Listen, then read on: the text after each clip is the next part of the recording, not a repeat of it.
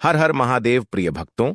2 दिन पहले हुई पूज्य गुरुजी की महापुराण की कथा में गुरुजी ने बताया कि अगर साल भर आप टोटके के उपाय करते करते थक गए हो और रत्ती भर भी फायदा ना दिख रहा हो, तो जो पौधे की जड़ हम आपको बता रहे हैं, अगर आप उसे हमारे बताए अनुसार सही समय और शुभ मुहूर्त देखकर धारण कर लेते हैं, तो यकीन मानिए आपके जीवन में धारण करने के कुछ दिनों बाद ही धन की वर्षा होने लगेगी।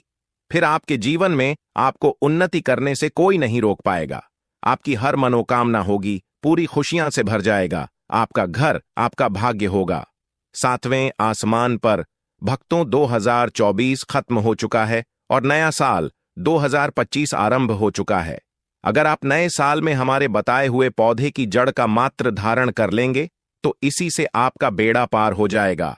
तीनों ब्रह्मा विष्णु महेश का आपको आशीर्वाद मिल जाएगा, क्योंकि इसकी जड़ों में जो है तीनों देव विष्णु ब्रह्मा महेश का वास माना गया है।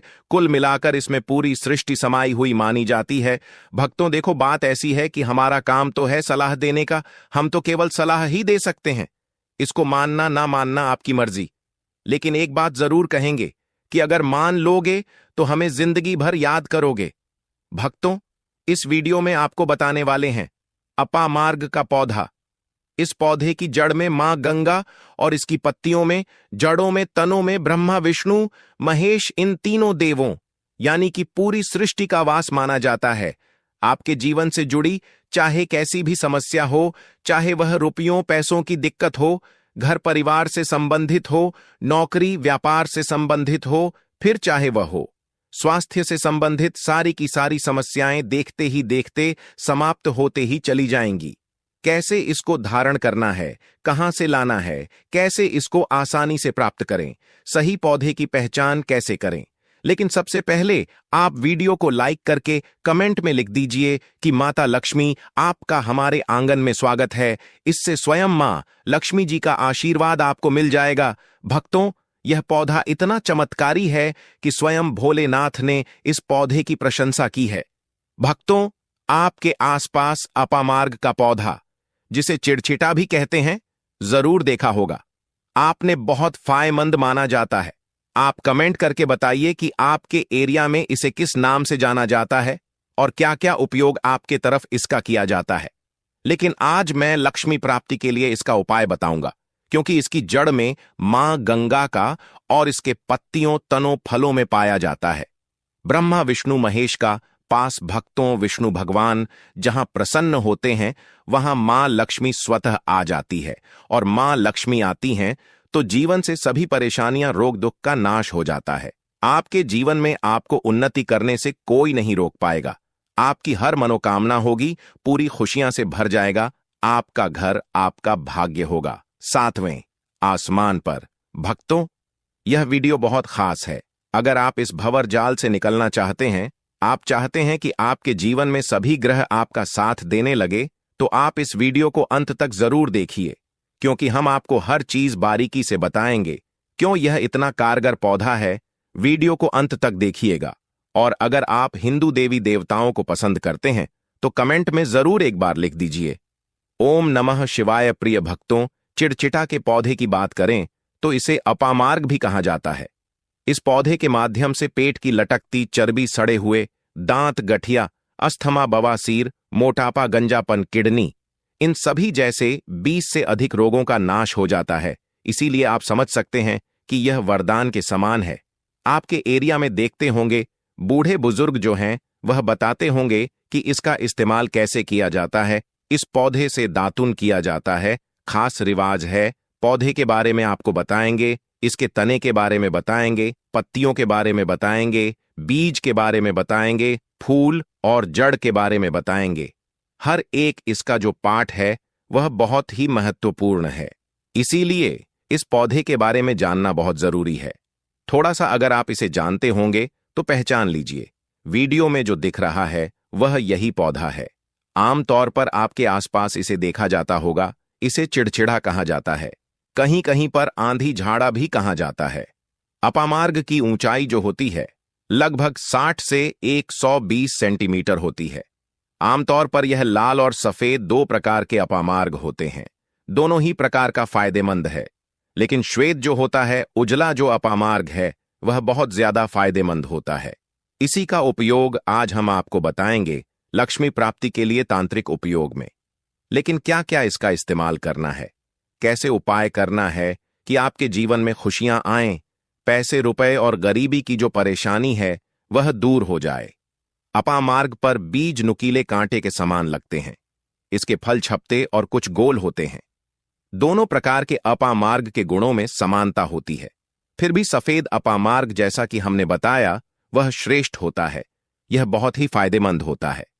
इस पर फूल लगते हैं, फल शीतकाल में लगते हैं और गर्मी में पक करके सूख जाते हैं। इनमें से चावल के दानों के बराबर ही बीज निकलते हैं। इसका पौधा वर्षा रथ में पैदा होकर के गर्मी में सूख जाता है। अब यह बहुत ही आसानी से आपको मिल जाएगा क्योंकि सर्दियां आ रही हैं। अपामार्ग तीखा, कड़वा तथा प्रकृति में गर्म होता है। यह पाचन शक्तिवर्धक, दस्त लाने वाला, रुचि का दर्द निवारक, विष, कृमि पत्थरी का नाश करने वाला, खून को साफ करने वाला, बुखार को दूर करने वाला, श्वास रोग हो तो उसका नाश करने वाला, भूख को नियंत्रित करने वाला होता है। इसीलिए कहा जाता है कि इस सभी देवी देवताओं का वास माना जाता है और सबसे जो मुख्य देवता हैं हमारे ब्रह्मा विष्णु महेश, इनका वास माना जाता है। चलिए थोड़ा सा इसको आयुर्वेद के रूप में पहले जान लेते हैं कि इसके क्या क्या फायदे हैं। हमारे आयुर्वेद शास्त्र पढ़ेंगे, उसमें मिलेगा आपको यह, और हम यह जानकारी कोई भी आपको अपनी तरफ से नहीं दे रहे हैं।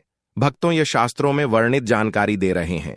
हे भक्तों, अब बात करते हैं कि आपके जीवन में अगर परे पर शनियां है, धन की दिक्कत है तो वह कैसे दूर होगी।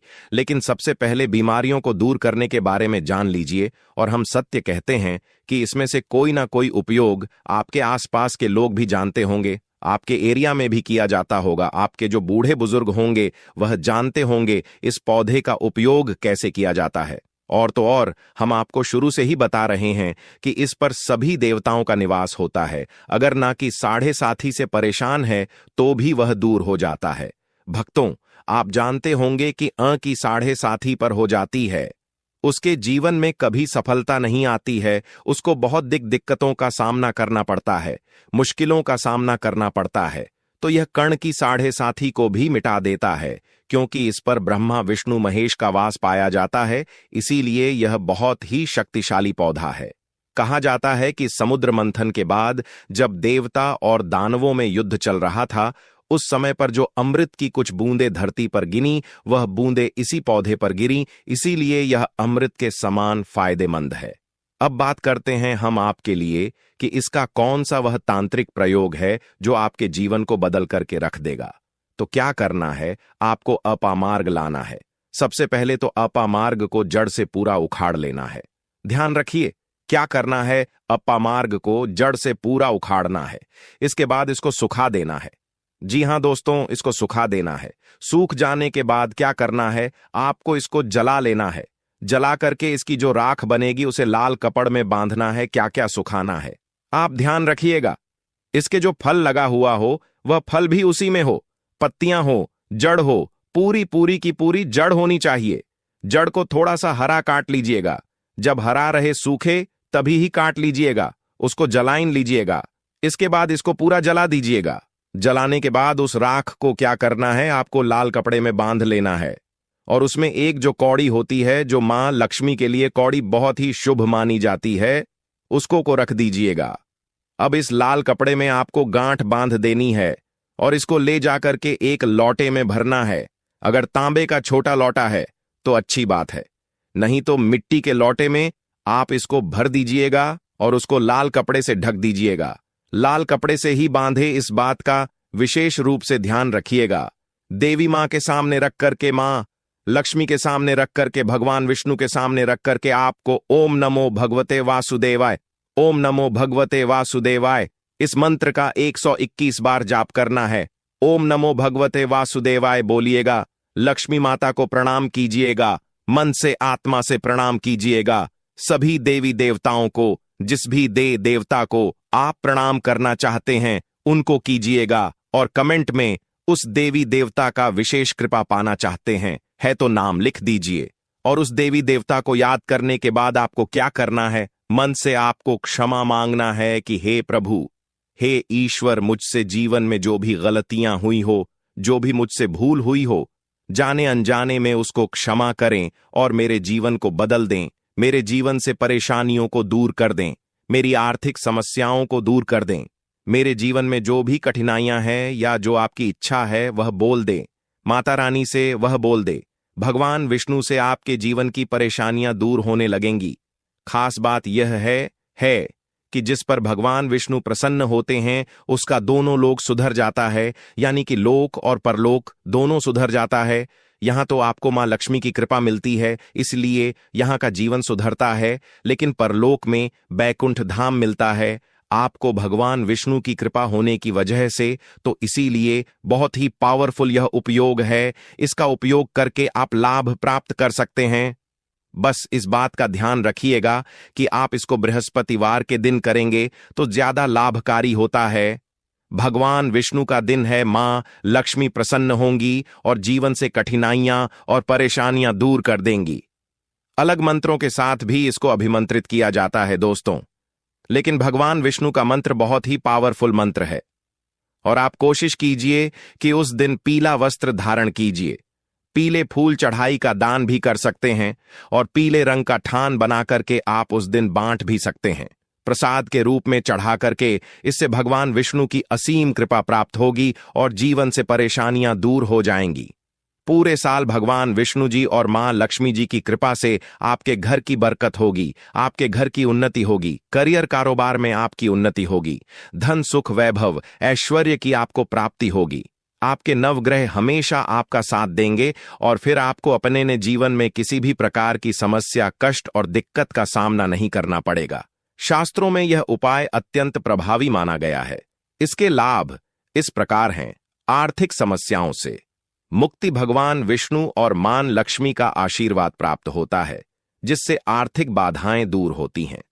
दोस्तों, वह यह आता है इस उपाय को लेकर कि आखिर इस उपाय को हमें किस समय करना है, सुबह के समय करना है कि शाम के समय करना है। तो देखो, इस वाले उपाय को आप लोग सुबह के समय भी कर सकते हो और शाम के समय प्रदोष काल में भी कर सकते हो। अब अगर आप पूछो कि भाई सबसे उत्तम समय कौन रहेगा इस एक हरा नींबू वाला उपाय को करने का, तो हम आपसे बस यही कहेंगे कि इस उपाय को आप सुबह के समय करेंगे तो ज्यादा बेहतर होगा। बाकी अगर प्रदोष काल शाम के समय भी करेंगे तो भी अच्छा होगा, उसमें कोई भी दिक्कत वाली बात नहीं है। तो अब दोस्तों, जो अगली सबसे बड़ी और महत्वपूर्ण बात आती है वह यह आती है कि सुबह अगर हम उपाय को करेंगे तो हमें कितने बजे से लेकर कितने बजे तक के बीच में करना है, और शाम के समय प्रदोष काल में करेंगे तो हमें कितने बजे से लेकर कितने बजे के बीच में करना है। तो देखो, सुबह जितनी जल्दी हो सके आप उपाय को करने की कोशिश करना। बाकी अगर किसी कारणवश लेट भी हो जाओ, थोड़ी देर भी हो जाए, तो 10 या 11 बजे तक भी आप उपाय कर लेना, पर 12 बजे से ज्यादा देरी ना हो, ठीक है? इस बात का ध्यान रखना। उसके बाद में दोस्तों, अगर शाम के समय प्रदोष काल की बात करें, प्रदोष काल का जो समय होता है वह शाम के 6 बजे से शुरू हो जाता है। मतलब शाम के 6 बजे से लेकर 7 बजे के बीच का जो समय होता है, यह समय प्रदोष काल का समय होता है। तो आप इस उपाय को 7 या 8 बजे के बीच में भी कर सकते हो। मतलब शाम के 6 बजे से रात 8 बजे के बीच में आप कभी भी इस वाले उपाय को कर सकते हो, उसमें कोई भी दिक्कत वाली बात नहीं है। तो देखो दोस्तों, सबसे पहला उपाय देखिए आपको क्या करना है।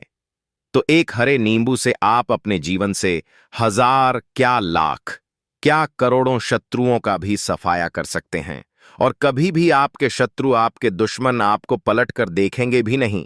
अगर आपने एक हरे नींबू से छोटा सा उपाय कर लिया तो जो लोग अपने जीवन में शत्रुओं से, दुश्मनों से बहुत परेशान हो चुके हैं, या जिन लोगों के ऊपर शत्रु बहुत कुछ किया कराया करवा रहे हैं, तो ऐसा समझ लीजिए कि जो भी बंधनवार क्रियाएं आपके शत्रु ने करवा रखी होंगी, आपके दुश्मन ने करवा रखी होंगी, किसी भी तरह से अगर आपके दुश्मन आपको नुकसान करना चाहते हैं, आपको हानि पहुंचाना चाहते हैं, या किसी भी तरह से आपको परेशान कर रहे हैं, कोई भी दुख, कोई कष्ट आपको दे रहे हैं, किसी भी आपकी संपत्ति पर, आपके व्यापार पर, आपकी दुकान पर उनकी बुरी नजर है, कुछ हड़पने की कोशिश कर रहे हैं, तो समझ लीजिए कि एक हरा नींबू लेकर